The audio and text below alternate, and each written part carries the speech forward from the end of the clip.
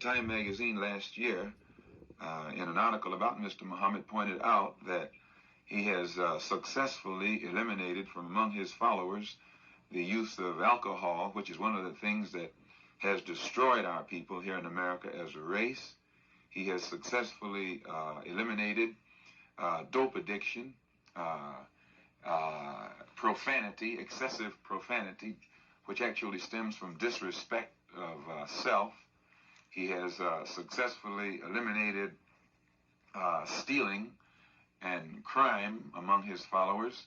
He has, Time magazine also pointed out that he has, Mr. Muhammad has been successful in eliminating adultery and fornication and prostitution and making the black man respect his woman, something that has been characteristically absent among our men.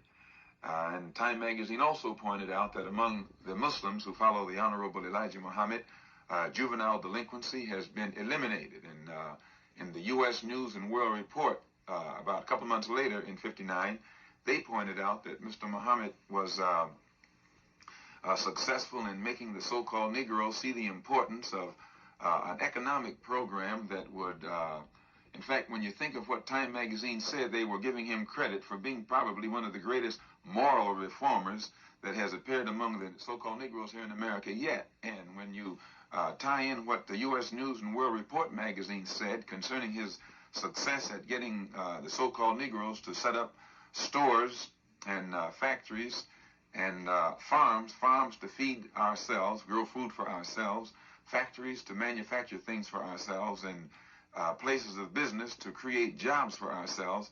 The point behind this particular phase of Mr. Muhammad's program is to make the so-called Negro economically independent, to keep him from having to embarrass the white man by demanding that the white man give him a job, when he can actually, Mr. Muhammad feels that our people can get together and pool our resources and our talents and whatnot and make jobs for ourselves. And lastly, I'd like to say that what the Honorable Elijah Muhammad is teaching is not what we have been accused of, nationalism. Nationalism, the difference between being a Muslim and a nationalist, nationalism is the political approach or a political solution to the problems that confront the so-called Negroes in America. The aim of the black nationalist is the same as the aim of the Muslim.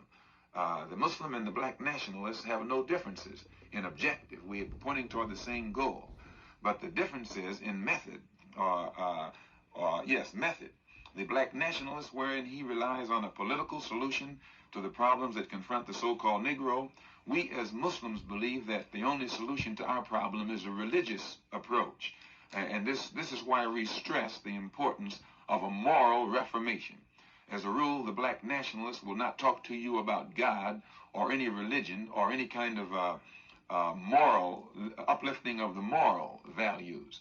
Whereas the Muslim, he stresses first to raise the moral standard of the so-called Negro, and by doing this, automatically, it tends to give him more dignity and self-respect, and it elevates his thinking to the point where he begins to think in terms of doing something for himself rather than to sit around and beg somebody else to share with him what they have amassed.